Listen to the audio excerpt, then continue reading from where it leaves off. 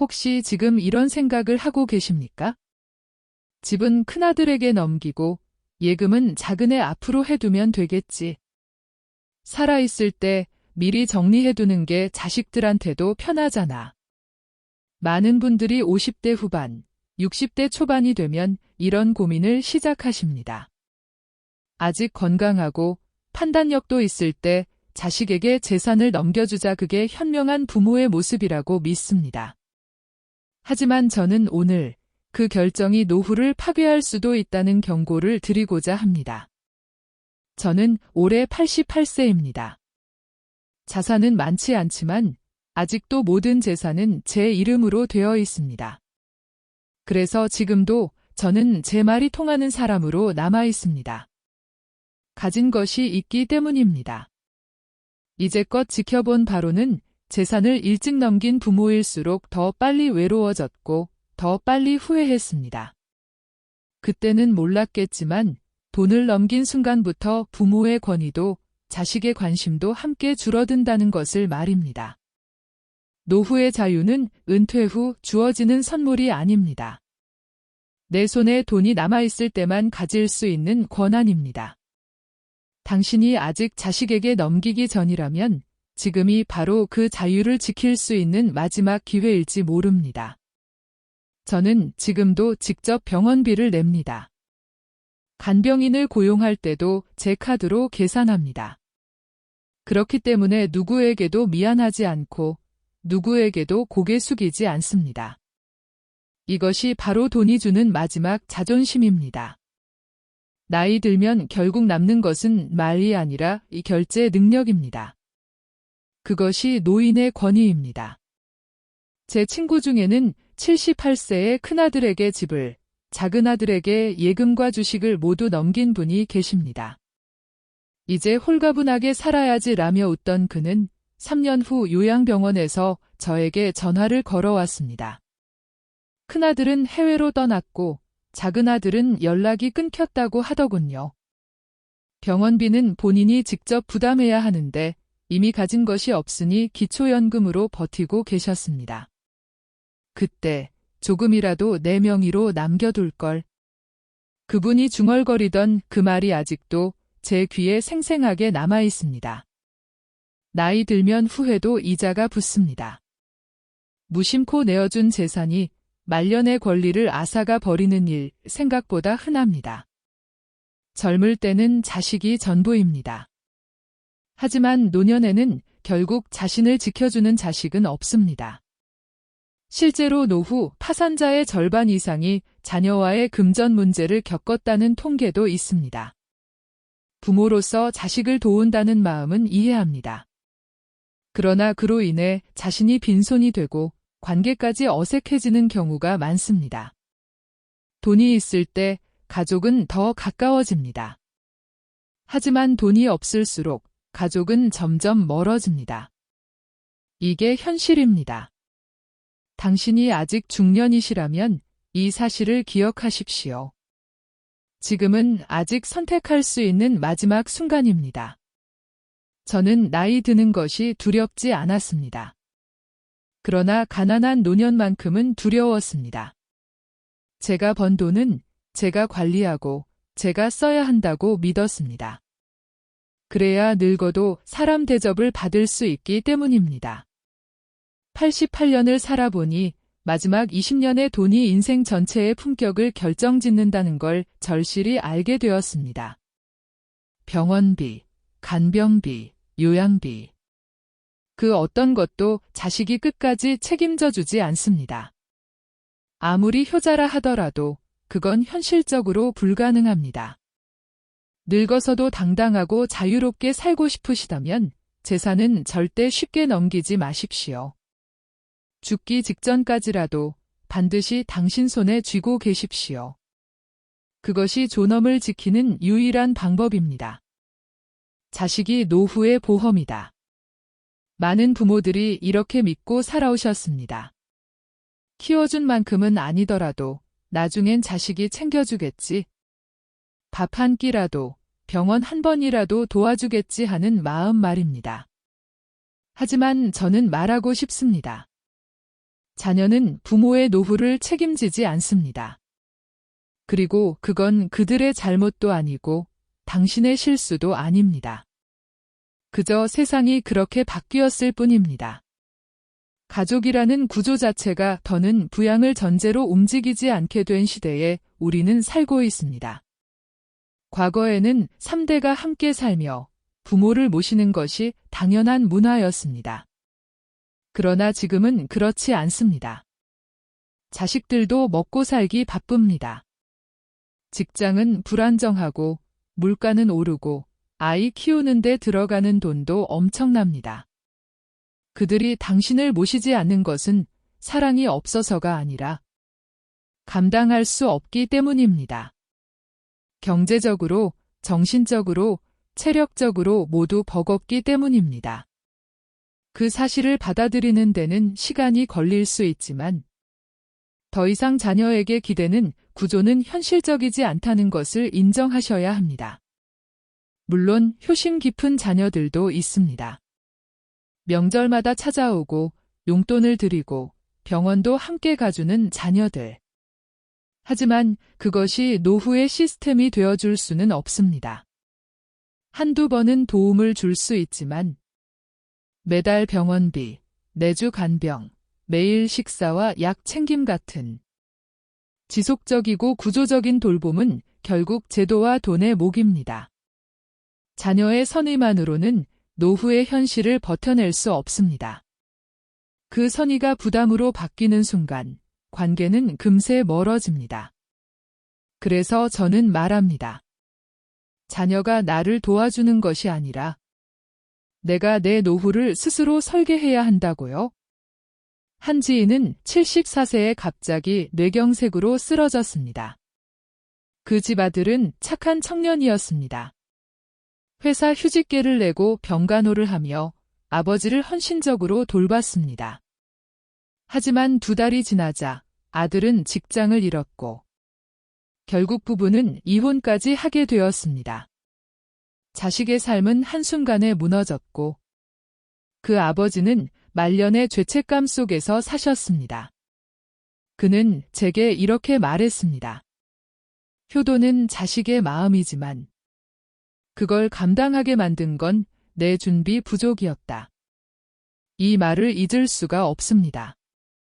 여러분이 지금 50대, 60대라면 아직 늦지 않았습니다. 자녀를 믿지 말라는 게 아닙니다. 자녀도 지치고 자녀도 힘들 수 있다는 사실을 미리 생각하시라는 겁니다. 효도는 강요하는 것이 아닙니다. 그리고 효도는 시스템이 될 수 없습니다.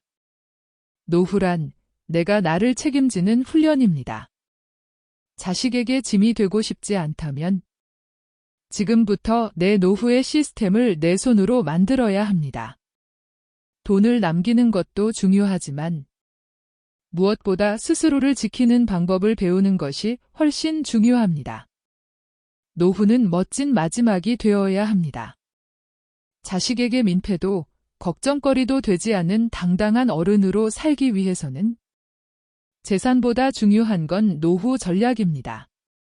그리고 그 전략은 자식이 만들어주지 않습니다. 누구도 대신 설계해주지 않습니다. 노후는 스스로 기획해야 합니다.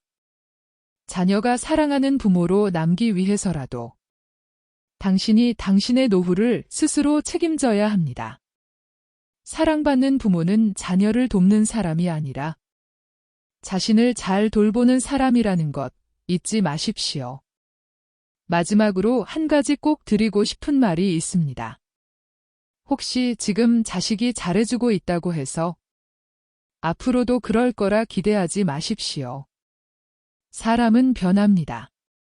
형편도 바뀌고 마음도 흔들립니다. 자식이 지금은 곁에 있어도 당신이 아프고 약해졌을 때도 함께할 수 있으리란 보장은 없습니다. 슬픈 이야기지만 이것이 현실입니다.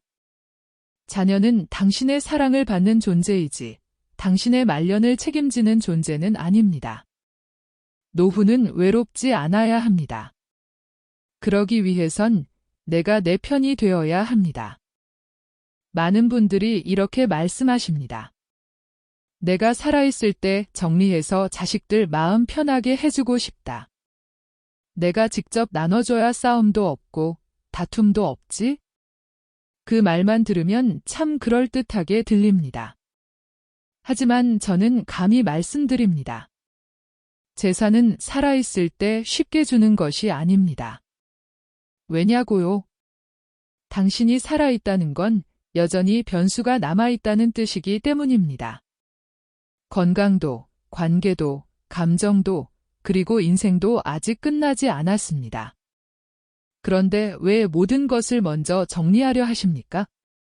재산을 먼저 나눠주면 가족이 더 돈독해질 거라 기대하십니까? 현실은 정반대입니다. 자식들은 어머니, 아버지 덕분에 편하게 살게 됐습니다라고 말할 수 있습니다. 하지만 동시에 마음 한편에는 이제 부모님도 손 뗐구나, 의사결정권도 나한테 있겠지라는 생각이 자리 잡게 됩니다. 그 순간부터 부모와 자식의 권력 구조는 바뀝니다. 효도도 달라집니다. 전화 횟수가 줄고 말투가 달라지고 방문이 뜸해집니다. 사랑이 사라지는 게 아닙니다. 그저 돈이 주는 긴장감이 사라졌기 때문입니다. 한 어르신은 80세 생신을 맞아 모든 재산을 자식들에게 나누어 주었습니다. 큰 집은 장남에게, 상가는 둘째에게, 금융자산은 막내에게 균등하게 나눴습니다. 이제 아무 걱정 없이 편하게 살겠다고 하셨습니다. 하지만 그 다음 해부터 자식들 간의 다툼이 시작됐습니다. 장남은 상가 임대료가 더 높다고 서운해했고, 막내는 주식이 반토막 나자 부모를 원망했습니다. 그 어르신은 말년에 정신적 충격을 받으셨고, 결국 요양병원에 홀로 계시게 되었습니다. 가장 따뜻한 마음으로 시작한 결정이 가장 외로운 결과로 끝나버린 것입니다. 재산을 주면 편해질 거라 생각하십니까? 실제로는 그렇지 않습니다. 재산을 나누는 순간 관계는 정산된 관계가 됩니다. 그 후부터는 도움이 아니라 의무로 바뀌고, 자식은 더 이상 부모를 보호자가 아닌 재산을 준 사람으로만 기억하게 됩니다. 의도와 결과는 다릅니다. 준다고 사랑이 커지는 것이 아닙니다. 오히려 책임이 사라지고 부모가 지워지는 결과가 생깁니다. 그래서 저는 말합니다. 재산은 관계를 단단하게 해주는 게 아니라 잘못 주면 관계를 완전히 깨버릴 수 있습니다. 감정적으로는 내가 줄 수 있을 때 주자는 생각이 따뜻하게 느껴집니다. 그러나 재산은 감정으로 나눠주는 것이 아닙니다. 계산과 시간, 시나리오를 고려해 전략적으로 배분해야 할 대상입니다. 자식은 평생의 존재이지만 돈은 순간의 도구입니다. 그 순간의 결정이 평생의 관계를 흔들 수 있다는 점을 절대 간과하지 마십시오. 특히 자식들이 미리 요구하는 경우에는 더더욱 신중해야 합니다. 요청이 빠르다는 건 책임감보다 기대가 앞선다는 뜻이기 때문입니다. 그리고 무엇보다 중요한 사실이 있습니다. 한 번 넘긴 재산은 절대 되돌릴 수 없습니다. 돈이든 부동산이든 이름이 바뀌는 순간 모든 권한은 당신 손을 떠납니다. 그러고 나면 후회해도 소용이 없습니다. 당신의 건강이 악화되거나 돌봄이 필요해지는 순간, 그 재산이 다시 당신에게 돌아오지는 않습니다. 그땐 왜 그렇게 쉽게 넘겼을까? 그 후회는 너무 늦게 찾아오고 너무 오래 남습니다. 그러니 최소한 죽기 전까지는 당신의 이름으로 남겨두십시오. 그것이 자식에게도 당신에게도 가장 현명한 방법입니다. 마지막으로 한 가지 말씀드리겠습니다. 사랑은 조건 없이 주는 것이지만 재산은 그렇지 않습니다. 재산은 당신의 생존을 위한 자원이며 자존감을 지키는 무기이며 노년의 인간관계를 유지시켜주는 사회적 안전망입니다. 재산을 나눠줄 때 가장 먼저 고려해야 할 것은 자식의 입장이 아니라 당신의 말년입니다. 그걸 지키는 것이야말로 자식에게 민폐 끼치지 않는 가장 확실한 방법입니다. 돈이 전부는 아니라는 말을 흔히들 합니다. 하지만 살아보면 그런 말은 돈이 있을 때만 할 수 있는 말이라는 사실을 알게 됩니다. 물론 돈보다 중요한 것은 많습니다. 가족, 건강, 우정, 정 같은 것들입니다. 하지만 그 모든 관계와 감정 역시 돈이라는 조건이 뒷받침되지 않으면 지속되기 어렵습니다. 가진 것이 없으면 서운함이 생기고 도움을 요청하는 일도 조심스러워지며 관계의 온도 역시 식어갑니다. 돈이 관계를 결정하는 것은 아니지만 돈이 없으면 관계를 유지하는 힘도 줄어드는 것이 현실입니다. 저는 자식들에게 조건 없이 많은 것을 줬습니다. 어릴 땐 먹이고, 입히고, 학비도 책임졌습니다. 그땐 아무런 계산도 없었습니다. 하지만 나이가 들고 내가 줄 수 있는 것이 줄어들자 관계의 중심도 조금씩 기울기 시작했습니다. 이젠 내가 먼저 연락해야 답이 오고 내가 부탁해야만 도와주는 일이 생깁니다. 자식이 나빠서가 아닙니다. 그저 이제는 내가 과거처럼 영향력이 크지 않기 때문입니다. 이런 현실을 직시해야 노후를 제대로 준비할 수 있습니다. 돈이 있어야 한다는 말은 부자가 되어야 한다는 뜻은 아닙니다. 자신을 지킬 만큼의 경제적 여유는 반드시 필요하다는 뜻입니다. 그 여유가 있어야 아플 때 병원에 갈 수 있고 돌봄이 필요할 때 간병인을 부를 수 있습니다. 또 자식에게 부탁하거나 연락을 하더라도 미안하거나 눈치 보지 않을 수 있습니다. 내가 원하는 인간관계를 유지하려면 거기에는 최소한의 여유가 필요합니다. 그 여유를 만들어주는 것이 바로 돈입니다. 그리고 그 여유는 관계를 오래 유지하게 해주는 무형의 힘입니다. 빈손이어도 연락하는 자식이 있을 수 있지만 여전히 무언가를 쥐고 있을 때 관계는 더 견고해집니다. 돈이 있으면 말투가 달라지고 표정이 달라집니다. 누가 부르지 않아도 찾아오고 묻지 않아도 근황을 전해옵니다. 이것이 현실입니다. 자산을 쥐고 있는 동안 자식은 부모를 여전히 영향력 있는 존재로 봅니다. 하지만 가진 것을 모두 내려놓는 순간부터 부모는 돌봄의 대상이 됩니다. 존경받는 위치에서 걱정받는 위치로, 의논이 대상에서 지시의 대상으로 관계의 방향이 바뀝니다. 그 변화를 막는 유일한 방법은 스스로 계속 결정권자로 남는 것입니다. 그리고 그 권한은 바로 돈에서 시작됩니다. 한 친구는 건강이 급격히 나빠진 뒤 자식들과의 관계가 틀어졌습니다. 그 전에는 자주 연락이 오고 식도 함께 하던 관계였습니다. 하지만 병원비 문제와 간병 이슈가 생기자 자식들 간 다툼이 생기기 시작했습니다. 누가 더 부담하는지, 누구 차례인지 싸움이 생겼고 결국 그 친구는 병원 침대에서 말 한마디 못하고 눈치만 보게 됐습니다. 그는 제게 이렇게 말했습니다. 아프면 관계도 병들고 돈이 없으면 사랑도 조심스러워지더라고. 그 말은 단순한 하소연이 아니라 노년의 인간관계를 지키기 위한 깊은 통찰이었습니다. 사람들은 마음이 관계를 유지한다고 말합니다.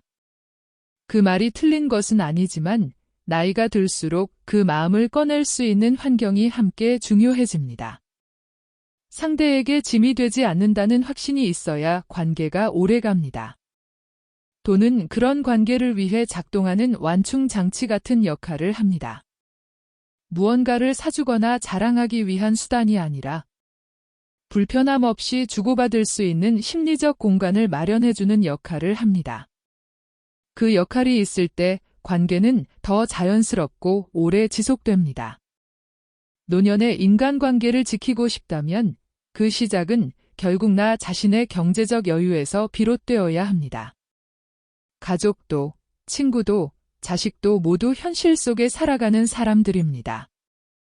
그들은 선한 마음이 있어도 여유가 없으면 실천하지 못합니다. 내가 그 선한 마음에 기댈 수 있으려면 역시 스스로 자립한 상태여야 합니다. 돈이 있어야 자존이 생기고 자존이 있어야 관계도 대등하게 유지됩니다. 결국 돈은 사람을 조종하는 도구가 아니라 사람 사이의 거리와 온도를 조절해주는 장치입니다. 노년의 인간관계를 지키고 싶다면 돈을 쥐는 것이 아니라 내 스스로를 지키는 것부터 시작해야 합니다. 많은 부모들이 자식에게 재산을 물려주면 자식이 고마워하고 자신을 더욱 존경할 것이라고 믿습니다. 물론 자식들은 부모의 사랑을 감사히 받아들이고 부모의 뜻을 존중하려 노력합니다. 하지만 현실은 다릅니다. 자식이 어릴 때는 순수하게 부모를 따르지만 시간이 지나고 자식이 성장하며 경제적으로 독립하게 되면 상황은 달라집니다. 결국 자식도 사람입니다. 나이가 들고 삶이 바빠지며 부모에게서 재산을 물려받을 기회가 오면 그때부터 본심이 드러나는 경우가 많습니다. 돈 앞에서는 모든 이의 본심이 드러납니다. 실제로 많은 부모들이 재산을 자식에게 넘겨준 후 점차 자식들의 태도가 달라지는 경험을 하게 됩니다. 예를 들어 어느 부부는 자식들에게 집을 넘기기로 결정을 내렸습니다. 그들은 우리 자식들은 이렇게 잘 키웠고 이제 집도 넘기면 자식들이 더 나아질 것이다 라고 생각했습니다. 그러나 시간이 지나면서 자식들은 점차 방문을 줄이고 연락도 뜸해졌습니다. 특히 병원에 가야 할 때 자식들은 시간이 안 된다며 거절하고 그 자식들은 더 이상 자주 찾아오지 않았습니다. 부모는 마음이 아팠지만 이미 재산을 넘겨준 후였기 때문에 되돌릴 수도 없었습니다. 결국 부모는 더 외로워지고 재산을 주는 대신 관계는 점차 멀어졌습니다. 돈을 넘기면 자식들이 나를 더 존경하고 더 잘 돌봐줄 것이라고 생각하지만 실제로는 그 반대가 되는 경우가 많습니다. 사람들은 돈을 주고받으면서 의무를 느끼기 시작하고 그 의무가 부담으로 변할 때 관계는 점점 냉랭해집니다. 부모가 가진 재산을 넘겨주면 자식은 그것을 당연히 취할 권리가 있는 것으로 여기기 시작합니다. 자식이 원한다면 부모는 그 요구를 쉽게 들어줘야 한다는 압박감이 생기기 마련입니다. 그런데 그 요구를 다 들어주기 어렵다면 부모와 자식 사이에 미묘한 감정의 균열이 발생하기 시작합니다. 한 예로 제가 아는 한 부부는 자식들에게 상당한 재산을 나누어 주었습니다. 그들은 아들들에게 아파트를, 딸들에게는 예금을 나누어 주었습니다. 처음에는 자식들이 매우 고마워하며 부모에게 자주 연락을 했습니다. 하지만 그 후 몇 년이 지나면서 상황은 달라졌습니다. 자식들은 어느 순간부터 부모에게 연락을 줄이고 도움을 요청할 때에도 시간을 내지 않았습니다. 부모는 점점 불편함을 느끼기 시작했고 자식들은 그들에게 뭔가를 해주기를 기대하는 것 같았습니다. 결국 부모는 자식들이 자주 오지 않자 내가 그 돈을 주면서 왜 이렇게 되었을까? 라는 후회가 밀려왔습니다. 자식은 부모에게 무언가를 주는 것에 대해 감사할 때도 있지만 결국 그 자식들도 각자의 삶에 쫓기게 됩니다. 자식이 부모를 돌봐주고 도움을 주는 것은 중요한 일이지만 그들이 부모의 모든 요구를 수용할 수는 없습니다. 부모가 자식에게 재산을 나누어 주는 것은 자식이 부모에게 고마움을 표현하는 방법이 아니라 그 부모가 자신의 존재를 더욱 가치 있게 만들어주는 방법이어야 합니다. 즉, 자식에게 재산을 넘겨주면 그들이 더 가까워진다고 믿는 것은 환상에 불과합니다. 또한 돈을 넘긴 후 자식들이 부모에게 더 이상 신경을 쓰지 않는 경우가 많다는 점은 중요한 사실입니다. 자식들은 자기 삶에 집중하다 보니 부모의 상황에 대해 무심해지기 쉽습니다. 부모는 자식에게 재산을 넘긴 후 자신이 고립되거나 외로워지는 것을 깨닫게 될 때가 많습니다. 부모는 자식들이 경제적으로 자립하고 자신에게 부담을 주지 않기를 원하지만 그 자식들 역시 때때로 부모에게 기대고 싶어 하기도 합니다. 이와 같은 갈등은 결국 자식이 부모에게 경제적으로 무언가를 요구할 때 그 관계가 냉각되는 주된 원인이 됩니다. 결국 자식은 부모에게 고마운 마음을 가질 수 있지만 부모가 주는 재산은 그 고마움의 지속성을 보장하지 않습니다. 부모가 자식에게 재산을 넘기는 것만으로는 자식들의 태도나 관계가 더 좋아지지 않는다는 사실을 깨달아야 합니다. 자식들은 그들 자신의 삶에 집중하고 있으며 부모가 넘긴 재산은 그들의 인생에 큰 영향을 미치지 않을 수 있습니다. 부모가 자식에게 재산을 넘기지 않으면 자식은 자신의 책임감을 더 느끼고 그 책임감을 바탕으로 부모를 돌보는 것이 더 자연스러울 수 있습니다. 따라서 자식에게 재산을 넘기는 것은 단기적으로는 도움이 될 수 있지만 장기적으로는 부모와 자식 간의 관계를 불편하게 만들 수 있습니다. 자식들에게 재산을 넘기는 것보다 더 중요한 것은 부모가 자식에게 정서적인 지원과 인생의 교훈을 주는 것입니다. 그 지원과 교훈은 돈으로는 살 수 없는 중요한 가치입니다. 결국 부모와 자식 간의 관계는 재산이 아니라 마음의 유대로 더욱 깊어질 수 있습니다. 제가 88세가 될 때까지 돈을 관리하는 데 있어서 가장 중요한 점은 지속 가능성이라고 생각합니다. 젊었을 때는 재산을 빠르게 모으는 것에 집중했지만 나이가 들면서 깨달은 건 돈은 계속 늘어나는 것이 아니라 잘 관리해야만 지켜진다는 사실입니다. 지금은 더 이상 과거처럼 큰 부를 꿈꾸지 않습니다. 그러나 지속 가능한 자산 관리가 여전히 제 삶에서 중요한 원칙입니다. 그래서 저는 3가지 돈 관리 철칙을 고수해 왔습니다. 그것은 바로 분산 투자, 생활비 관리, 그리고 현금 흐름 유지입니다. 첫 번째 원칙은 분산 투자입니다.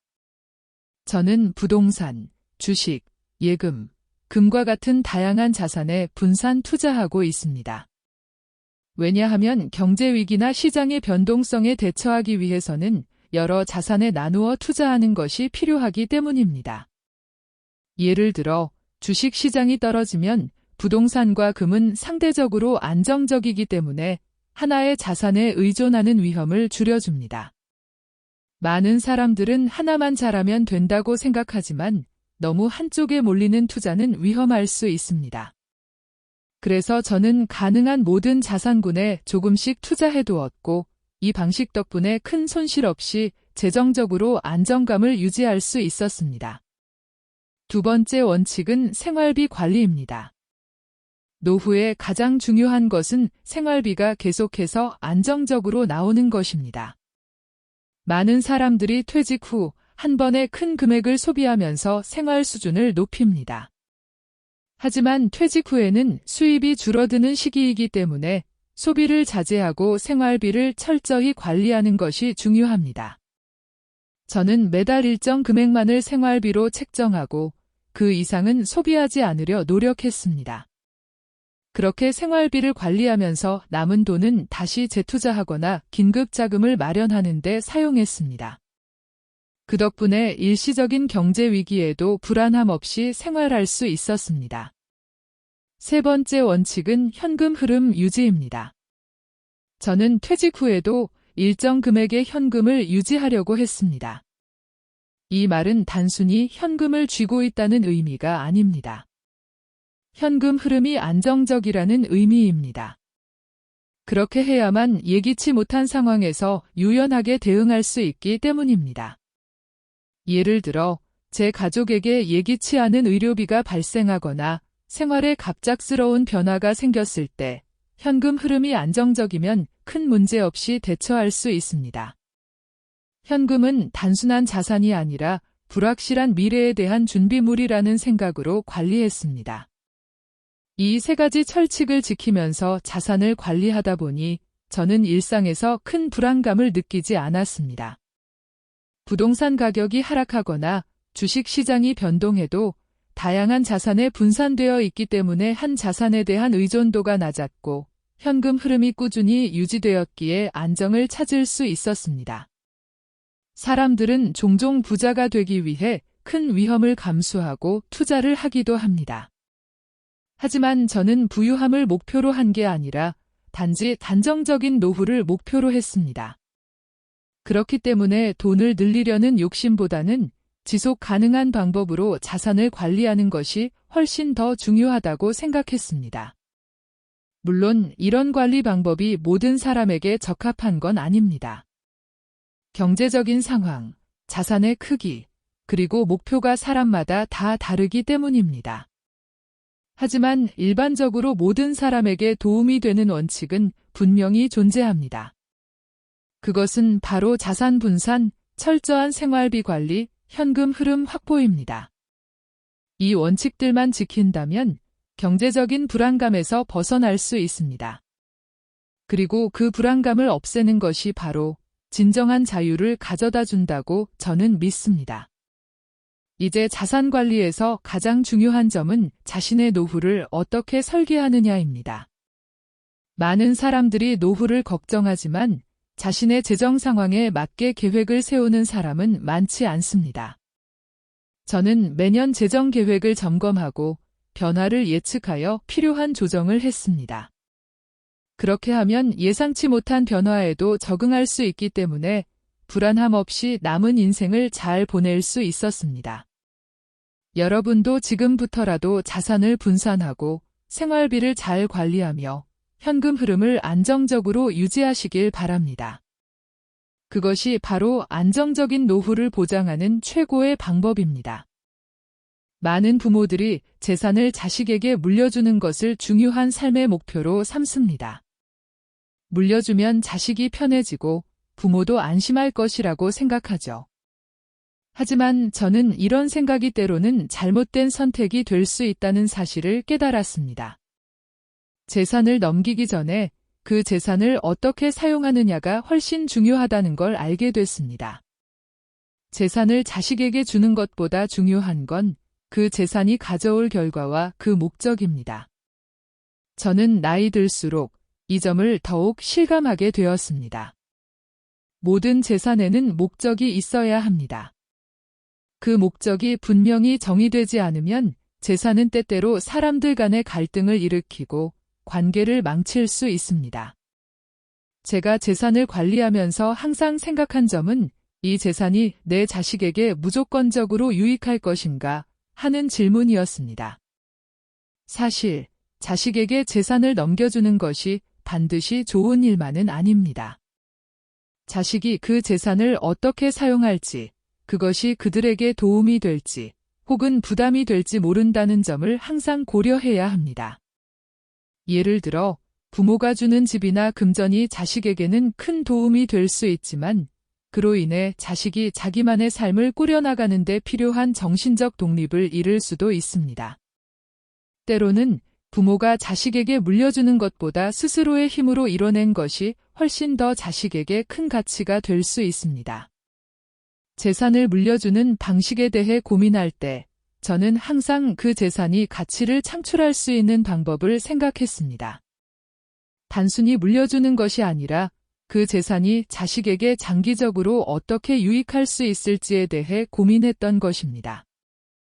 자식에게 큰 재산을 남기면 그들이 경제적으로 안정될 수도 있지만 그들이 스스로 무언가를 이뤄나가는 법을 배울 기회가 줄어들 수 있습니다. 반면 적당히 재산을 분배하고 나머지는 자식이 자기 스스로 벌어가게 하는 방법이 때로는 더 효과적일 수 있습니다. 자식이 스스로 노력해서 재산을 모을 수 있게 만드는 것이 그들에게 더 큰 자산이 될 수 있다는 것입니다. 자식에게 재산을 넘길 때 반드시 염두에 두어야 할 점은 그 재산을 넘긴 후에도 자식이 제대로 관리할 수 있도록 도와주는 것입니다. 단순히 물려주는 것만으로는 충분하지 않습니다. 그 재산을 물려준 뒤 자식이 그 재산을 어떻게 활용할지, 그 재산을 통해 어떤 목표를 이룰 수 있을지에 대해 고민해야 합니다. 저는 자식에게 재산을 넘길 때 그들이 그 재산을 통해 어떤 목표를 달성할 수 있을지에 대해 항상 이야기했습니다. 그 목적을 분명히 하고 그들이 자산을 효율적으로 활용할 수 있도록 돕는 것이 중요했습니다. 자식이 스스로 선택하고 스스로 성장할 수 있도록 도와주는 것이 더 중요한 가치가 될 수 있습니다. 물론 부모로서 자식에게 재산을 물려주고 싶은 마음은 이해합니다. 하지만 그 재산이 자식에게 실질적인 도움이 될 수 있을지에 대해 충분히 고민한 뒤 물려주는 것이 필요합니다. 재산을 넘기는 것이 단기적인 해결책이 될 수 있지만 그 재산이 자식의 인생을 풍요롭게 하는 목적을 가지고 있어야 비로소 진정한 의미가 있을 것입니다. 그렇다면 부모로서 가장 중요한 질문은 내가 물려주는 재산이 자식에게 어떻게 사용될 것인가 입니다. 그 재산이 단순히 자식의 생활을 편하게 만드는 데 그칠 것인지 아니면 자식이 그 재산을 통해 자기 삶을 어떻게 변화시킬 수 있을지에 대해 고민하는 것입니다. 저는 자식에게 큰 재산을 물려주지 않지만 그들에게 자산을 어떻게 관리하고 활용할 수 있을지에 대해 가르쳐 주었습니다. 그들이 재산을 물려받는 것이 아니라 그들이 자신을 주도적으로 살아갈 수 있도록 돕는 것이 진정한 부모의 역할이라고 생각합니다. 따라서 자식에게 재산을 물려주는 것만이 중요한 것이 아니라 그 재산을 어떻게 사용할 수 있을지에 대한 철저한 계획과 목적 설정이 중요합니다. 부모가 자식에게 물려주는 것보다 중요한 건 그 물려주는 재산이 자식의 미래에 어떻게 영향을 미칠지에 대한 깊은 고민입니다. 그렇지 않으면 재산은 단기적인 안정감을 제공할 수 있지만 장기적인 의미에서는 그들의 삶에 큰 영향을 미치지 않을 수 있습니다. 재산을 물려주는 데 있어 그 목적과 방향성을 분명히 설정하는 것이 가장 중요합니다. 우리는 대부분 돈에 대해 조금 부정적인 인식을 가지고 있습니다. 돈이 전부는 아니라는 말을 자주 듣습니다. 사실, 돈보다 중요한 것은 분명히 존재합니다. 하지만 나이가 들면서 깨닫게 된 사실은 결국 자신을 지키는 것은 돈이라는 것입니다. 건강, 관계, 행복도 중요하지만 돈이 있어야 모든 것을 유지할 수 있는 기반이 마련됩니다. 우리가 젊을 땐 그저 살아가면서 돈이 필요하다는 사실을 점점 더 실감하게 되지만 나이가 들수록 그 사실은 더욱 분명해집니다. 제가 88세가 되면서 가장 큰 깨달음 중 하나는 나이가 들어서도 돈이 없으면 선택의 여지가 없다는 것입니다. 재산이 없으면 병원비를 마련하는 것조차 어려워지고 마음 편히 노후를 즐길 수 없다는 현실에 마주하게 됩니다. 사실, 돈이란 단순히 물질적인 것 이상으로 자신을 지킬 수 있는 중요한 방패막이가 됩니다. 아무리 자식들이 효도를 하고 친구들이 나를 돌보아도 궁극적으로 자신을 지키는 것은 내가 가진 자산이라는 것을 느꼈습니다. 돈이 없으면 선택이 없다는 말은 단순한 경고가 아니라 제 경험에서 나온 진지한 교훈입니다. 자식들이나 친구들에게 의지하며 살아가는 것도 중요한 부분이지만 내가 스스로 경제적으로 자립할 수 있는 능력을 가지고 있지 않으면 의지할 곳이 없는 외로운 노년을 맞이하게 됩니다. 예를 들어 병원에 입원해야 하거나 갑작스럽게 큰 수술이 필요할 때 그때 필요한 돈을 구하는데 얼마나 시간이 걸리겠습니까? 내가 스스로 해결할 수 있는 능력을 키워놓는 것이야말로 나의 자유를 지키는 가장 중요한 방법이라는 생각이 들었습니다. 노후를 준비하면서 가장 중요했던 점은 예상치 못한 상황에 대응할 수 있는 여유를 갖는 것이었습니다.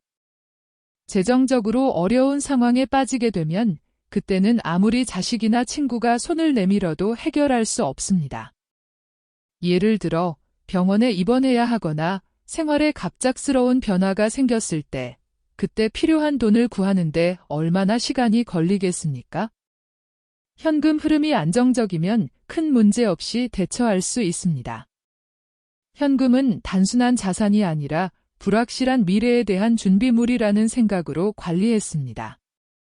저는 자식들이 나를 돌봐줄 것이라고 믿었지만 자식은 결국 자기 삶을 살아갑니다. 자식들이 나를 돌보지 않는다고 해서 그들의 사랑이 식은 것은 아닙니다. 그들이 직장 생활과 가정 생활로 바쁘다 보니 자식이 나를 돌보는 일은 점점 부담이 될 수 있습니다.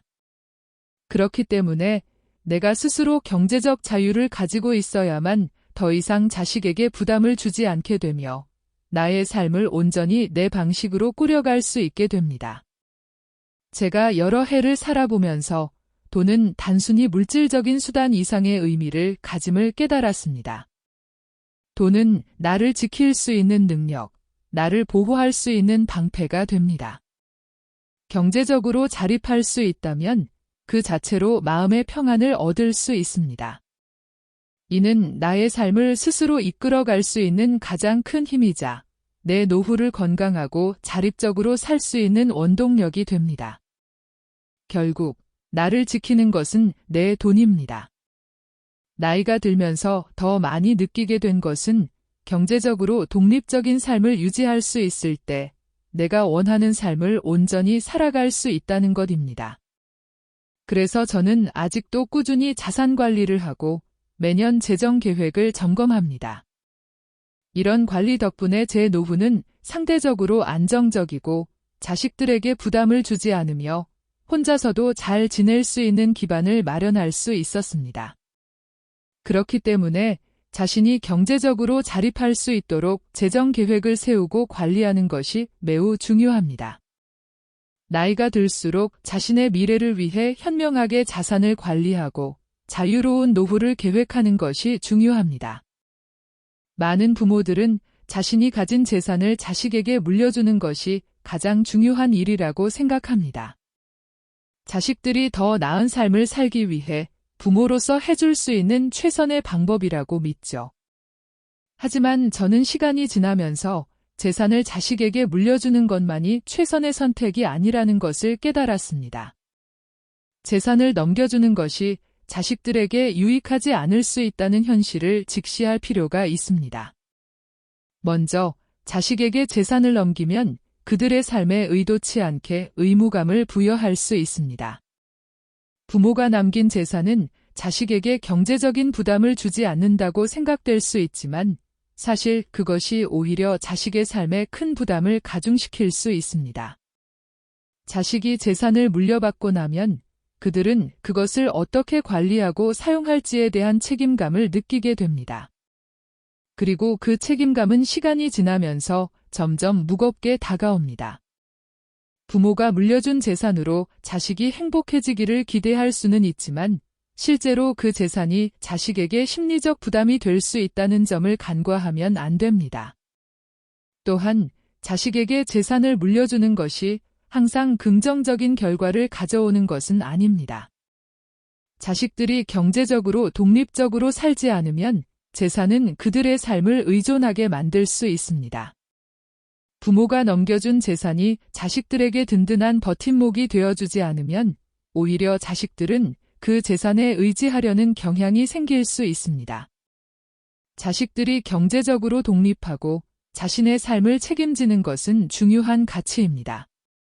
하지만 부모가 과도하게 재산을 넘겨주면 자식들은 그 재산에 의존하게 되고 스스로의 삶을 꾸려나가는 능력이 약해질 수 있습니다. 그렇다고 해서 부모가 재산을 자식에게 전혀 주지 말라는 뜻은 아닙니다.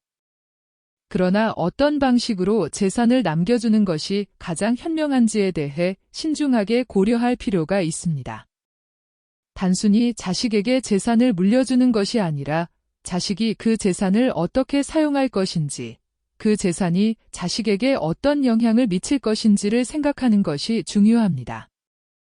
부모가 자식에게 물려주는 재산은 그들의 삶에 도움이 되어야 하며 단기적인 안락함을 주는 것보다는 자식이 스스로 자립할 수 있는 기반을 마련해 주는 것이 더 큰 의미가 있을 수 있습니다. 또한 부모가 자식에게 재산을 넘기면 자식 간의 갈등이 생길 가능성도 존재합니다. 자식들은 각자 다른 삶을 살아왔고 그들의 가치관도 다릅니다. 재산이 나눠지게 되면 그 나눠진 재산에 대한 해석과 사용 방법을 두고 갈등이 생길 수 있습니다. 자식들 간의 재산 분배가 불공평하게 느껴지면 그 갈등은 시간이 지나면서 더 커질 수 있습니다. 이로 인해 가족 간의 관계가 소원해지고 물려준 재산이 오히려 가족 간의 분열을 일으키는 원인이 될 수 있습니다. 결국 부모가 자식에게 재산을 물려주는 것보다 중요한 것은 그 재산이 자식에게 어떻게 사용될지, 그들이 재산을 통해 어떻게 자립적인 삶을 살아갈 수 있을지를 고민하는 것입니다. 자식에게 모든 것을 넘겨주는 것이 아니라 그들에게 스스로 자립할 수 있는 기회를 제공하고 자신감을 심어주는 방법을 생각해야 합니다. 재산을 물려주는 것만큼 중요한 것은 자식들이 자산을 어떻게 관리하고 활용할 수 있도록 가르쳐주는 것입니다. 그들에게 중요한 것은 단지 물려받은 재산이 아니라 자신이 삶을 주도적으로 살아가는 법을 배우는 것입니다. 자식에게 재산을 물려주는 것만으로는 충분하지 않습니다. 재산이 자식에게 어떻게 쓰일지, 그 재산이 자식의 삶에 어떤 의미를 갖게 될지 고민하는 것이 진정한 부모의 역할입니다.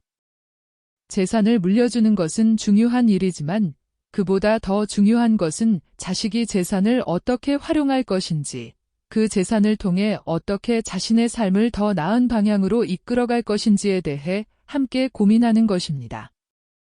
나이가 들면서 누구나 한 번쯤은 이런 생각을 하게 됩니다. 내가 지금까지 살아온 방식은 맞았을까? 내가 선택한 길이 정말 올바른 길이었을까? 후회라는 감정은 어느 나이에 대해서든 피할 수 없는 감정이지만 나이가 들수록 그 후회는 더 깊고 무겁게 다가옵니다. 그래서 저는 지금까지 살아온 길을 되돌아보면서 후회하지 않으려면 어떤 선택을 해야 하는지에 대해 깊이 고민하게 되었습니다. 후회를 막으려면 가장 중요한 것은 자신이 원하는 삶을 사는 것입니다. 다른 사람들이 원하는 삶을 살아가는 것은 결코 행복을 가져다 주지 않습니다. 자식들의 기대, 사회의 기준, 주변 사람들의 시선에 맞추어 살다 보면 자기 자신을 잃게 됩니다. 제 경험상 자신을 잃지 않고 살기 위해서는 자기 마음에 충실하게 선택을 내리는 것이 가장 중요합니다. 물론 그 선택이 항상 쉬운 길만은 아닙니다. 때로는 주변 사람들과의 갈등이 생기기도 하고 그 선택이 잘못된 것처럼 느껴지기도 합니다. 하지만 결국 자신을 믿고 자신이 원한 길을 가는 것이 후회를 막는 유일한 방법입니다. 또한 시간이 절대 되돌릴 수 없다는 사실을 깨달은 것이 저에게는 큰 교훈이었습니다. 내가 젊을 때는 시간을 충분히 가질 수 있을 것 같았지만 실제로 시간이 지나면 하루하루가 소중한 자원이었습니다. 나이가 들면서 내가 시간을 어떻게 보냈는지를 되돌아볼 때 그 시간을 허비한 것 같다면 큰 후회가 밀려옵니다. 나이 들면 후회도 이자가 붙는다고들 말하는데 후회하는 일이 많지 않도록 해야 한다는 점을 강조하고 싶습니다. 내가 여행을 떠나고 싶었다면 여행을 가고 배우고 싶었던 것을 배워보는 것이죠. 그런 일들이 결국 후회 없는 삶을 살아가는 데 큰 도움이 됩니다. 저는 재산을 쌓는 것에 집중했던 시절도 있었지만 시간이 지나면서 깨달은 것은 재산이 인생의 전부가 아니라는 것입니다. 물론 재산은 노후를 지탱하는 중요한 요소지만 그것만으로는 완전한 행복을 얻을 수 없습니다. 나이가 들수록 더 많이 중요해지는 것은 어떤 사람들과 함께 시간을 보내느냐입니다. 가족, 친구, 지인과의 관계는 나이가 들수록 더 소중하게 느껴집니다. 그래서 저는 늘 사람들과의 관계를 소중히 여기며 살아가려고 노력했습니다. 재산이 많다고 해서 행복한 것이 아니라 사람들과의 관계에서 오는 행복과 만족감이 진정한 의미에서 나를 풍요롭게 만든다고 느꼈습니다. 또한 후회를 피하려면 건강을 관리하는 것이 매우 중요합니다. 건강이 없으면 아무리 많은 재산이 있어도 그 재산을 즐기며 살아갈 수 없습니다. 나이가 들면서 몸의 변화에 민감해지기 때문에 젊었을 때보다 더 신경을 써야 합니다. 정기적인 운동, 균형 잡힌 식사, 충분한 휴식은 나이가 들수록 더 중요한 요소가 됩니다. 건강한 몸과 마음이 있을 때 삶을 즐길 수 있고 그 즐거움을 오래 지속할 수 있습니다. 그래서 저는 항상 건강을 우선시하며 살아왔습니다. 마지막으로 후회를 최소화하기 위한 가장 중요한 점은 자신의 선택에 대한 책임을 지는 것입니다. 아무리 다른 사람들의 영향을 받았다 하더라도 최종적으로는 내가 선택한 길이기 때문에 그 선택에 대해 책임을 져야 합니다. 내가 잘못된 결정을 내렸다고 느낄 때는 그것을 인정하고 그로부터 배우는 것이 중요합니다. 후회는 할 수 있지만 그 후회를 통해 내가 더 나은 선택을 할 수 있다면 그 후회는 결국 내 인생을 더욱 가치 있게 만들어주는 경험이 됩니다. 결국 나이가 들어서 후회하지 않으려면 자신이 원하는 삶을 살고 중요한 것을 놓치지 않는 삶을 살아야 한다는 것이 제 결론입니다. 시간이 지나면 돌이킬 수 없는 부분들이 많지만 그만큼 지금 이 순간을 어떻게 살아가느냐가 가장 중요합니다. 후회 없는 삶을 살기 위해 오늘을 소중히 여기며 내일을 준비하는 삶을 살아가는 것이 진정한 자유와 행복을 가져다 준다고 깨달았습니다. 우리는 살아가면서 돈과 시간, 두 가지 중요한 자원을 항상 고민하게 됩니다. 대부분의 사람들은 돈을 우선시합니다. 돈이 많으면 많은 일을 할 수 있고 그만큼 안정적이고 행복한 삶을 살 수 있다고 생각하기 때문입니다.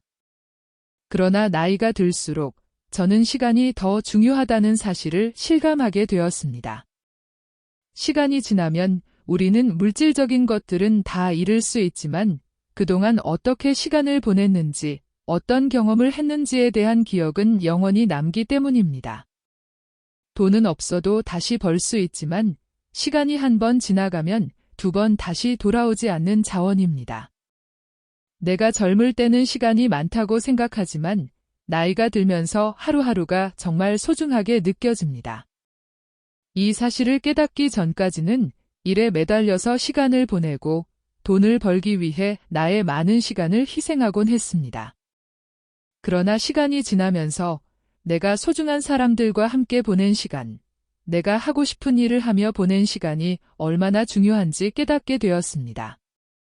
돈을 많이 벌기 위해 일만 하던 시절을 돌아보면 그때는 시간을 낭비했던 것이 아닌가 하는 후회가 남기도 합니다. 일을 하면서도 시간은 내 것이 아니라는 느낌을 받았고 다른 사람들의 기대와 요구에 맞추다 보니 결국 내 시간이 없어졌습니다. 하지만 시간이 지나면서 나는 시간이 나만의 자원이라는 사실을 깨닫게 되었습니다. 결국 돈도 중요하지만 나의 시간을 어떻게 보낼 것인지가 더 중요하다는 사실을 알게 된 것입니다. 시간을 관리하는 방법을 알게 된 후, 저는 내가 원하는 일을 더 많이 할 수 있는 기회를 만들기 위해 시간을 어떻게 활용할 것인지 고민하기 시작했습니다.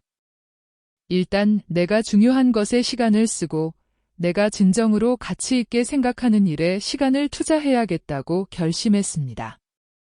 돈을 버는 일도 중요하지만 그 돈을 내가 소중한 시간을 보내는 데 사용하는 방법이 더 중요한 문제라는 것을 나이가 들면서 알게 되었습니다. 나이가 들수록 시간이 더 빠르게 지나간다는 느낌을 받습니다. 하루하루가 빠르게 지나가고 나는 예전처럼 나중에 할 것이 없다는 것을 자각하게 됩니다. 나중에라는 말은 이제 하지 않게 되었습니다. 시간을 어떻게 보내는지, 내 시간에 대한 주도권을 내가 쥐고 살아가는 것이 얼마나 중요한지 깨달았습니다. 그런 의미에서 나는 그동안 쌓아온 돈보다 내 시간을 어떻게 활용하느냐가 더 중요한 문제라는 것을 깊이 깨닫게 되었습니다. 시간을 관리하는 것과 동시에 돈도 어떻게 관리할 것인지를 동시에 고민해야 합니다. 돈이 없다면 시간을 아무리 많아도 결국 생활에 지장이 생깁니다. 하지만 돈이 많다고 해서 행복해지지는 않습니다. 중요한 것은 내가 원하는 삶을 살아가기 위해서는 시간이 충분히 확보되어야 하고 그 시간을 현명하게 활용할 수 있는 방법을 찾아야 한다는 점입니다. 돈과 시간을 동시에 잘 관리하는 법을 배운다면 누구든지 더 자유롭고 만족스러운 삶을 살아갈 수 있을 것입니다. 결국 나이가 들수록 돈과 시간 중 무엇을 먼저 선택할 것인가에 대한 고민은 더욱 중요해집니다. 저는 그 선택이 시간을 어떻게 사용할지에 관한 결정이어야 한다고 생각합니다. 무엇보다 시간을 가치 있게 보내는 것이 내가 진정으로 행복하게 살아갈 수 있는 핵심이라는 것을 깨달았습니다. 돈을 쫓는 것이 아니라 내 삶에서 중요한 것들을 놓치지 않도록 시간을 관리하는 것이 중요합니다. 나이가 들면 많은 것들이 바뀌고 삶에 대한 시각도 달라집니다. 젊을 때는 모든 것이 당연하게 느껴졌지만 나이가 들면서 점점 더 중요한 것이 무엇인지 깨닫게 됩니다. 건강, 사람들, 그리고 무엇보다 행복이 가장 중요한 요소라는 것을 알게 됩니다. 그럼에도 불구하고 많은 사람들이 나이가 들면서 행복을 잃고 이전의 삶에 비해 무기력해지거나 외로움을 느끼기도 합니다. 그래서 저는 나이가 들어서도 행복하게 살아가는 법에 대해 깊이 고민하게 되었습니다. 행복한 삶을 살기 위해서는 자기 자신을 사랑하는 것이 가장 중요합니다. 나이가 들면 스스로를 돌보는 일은 더 중요해집니다. 젊을 때는 부모님, 배우자, 자식 등 주변 사람들로부터의 사랑을 받으며 살아가지만 나이가 들수록 자기 자신에게 관심을 기울이는 법을 배워야 합니다. 자신을 존중하고 스스로를 아끼는 것이 행복의 시작입니다. 내가 행복하지 않으면 주변 사람들도 그 영향을 받게 됩니다. 그러므로 자기 자신에게 필요한 시간을 투자하고 자신의 필요를 우선적으로 생각하는 것이 중요합니다. 두 번째로 중요한 것은 긍정적인 태도입니다. 나이가 들수록 세상에 대한 시각이 달라지기도 하고 과거의 기억들이 더 선명하게 떠오르기도 합니다. 그렇기 때문에 부정적인 감정에 빠지기 쉬운 시기입니다. 하지만 행복은 어떤 상황에서도 긍정적인 태도를 유지하는 데서 나옵니다. 나이가 들어서 더 힘들고 지친다고 느낄 때 그것을 자연스럽게 받아들이고 현재 주어진 환경에서 내가 할 수 있는 최선의 선택을 한다는 마음가짐이 필요합니다. 자신에게 주어진 상황을 어떻게 바라보느냐가 바로 행복으로 이어집니다. 또한 건강을 잘 관리하는 것이 나이 든 후 행복하게 사는 법 중 하나입니다. 건강이 없다면 어떤 것도 즐길 수 없습니다. 나이가 들면서 몸의 변화에 민감해지기 때문에 젊었을 때보다 더 신경을 써야 합니다. 규칙적인 운동, 균형 잡힌 식사, 충분한 휴식은 나이가 들수록 더 중요한 요소가 됩니다. 건강한 몸과 마음이 있을 때 삶을 즐길 수 있고 그 즐거움을 오래 지속할 수 있습니다. 그래서 저는 항상 건강을 우선시하며 살아왔습니다. 행복한 삶을 위해서는 사회적 관계도 중요합니다. 나이가 들수록 주변 사람들과의 관계가 더 소중하게 느껴집니다. 친구, 가족, 이웃과의 관계는 인생에서 큰 자산이 됩니다. 외로움을 느끼지 않기 위해서는 사람들과 지속적으로 교류하는 것이 필요합니다. 혼자만의 시간이 필요할 때도 있지만 사람들과의 소통이 나를 풍요롭게 만들어줍니다. 자주 연락을 하고 함께 시간을 보내며 서로의 삶을 나누는 것이 중요합니다. 마지막으로 나이가 들수록 새로운 것에 도전하는 것도 행복의 중요한 요소입니다. 많은 사람들이 나이가 들면 새로운 것을 배우거나 시도하는 것에 두려움을 느낍니다. 하지만 저는 생각합니다. 나이가 들었다고 해서 새로운 것을 배우지 말라는 법은 없다고 평생 배울 수 있는 것이 있고 도전할 수 있는 것이 많습니다. 새로운 취미를 가지거나 여행을 떠나고 무언가에 도전하는 것은 나이를 불문하고 자신에게 긍정적인 자극을 주고 삶을 더욱 풍요롭게 만듭니다. 결국 행복은 외부에서 주어지는 것이 아니라 내 마음에서 비롯됩니다. 나이가 들수록 내가 어떻게 생각하고 어떻게 살아가느냐에 따라 행복은 달라집니다. 자기 자신을 사랑하고 긍정적인 태도를 유지하며 건강을 잘 관리하고 사람들과의 관계를 소중히 여기고 새로운 것에 도전하는 삶을 살면 어느새 나는 행복한 노후를 살아가고 있을 것입니다. 지금까지 나이 든 후 행복하고 의미 있는 삶을 살기 위한 방법을 함께 나누었습니다. 여러분의 노후가 더욱 풍요롭고 의미 있게 채워지기를 바랍니다. 더 많은 유익한 정보를 원하신다면 구독 버튼을 눌러주세요. 매주 새로운 내용으로 여러분의 삶에 도움이 될 수 있는 이야기들을 전해드리겠습니다. 또한 이 영상이 유익했다면 좋아요와 댓글로 여러분의 생각을 공유해주세요. 여러분의 이야기를 기다리고 있습니다.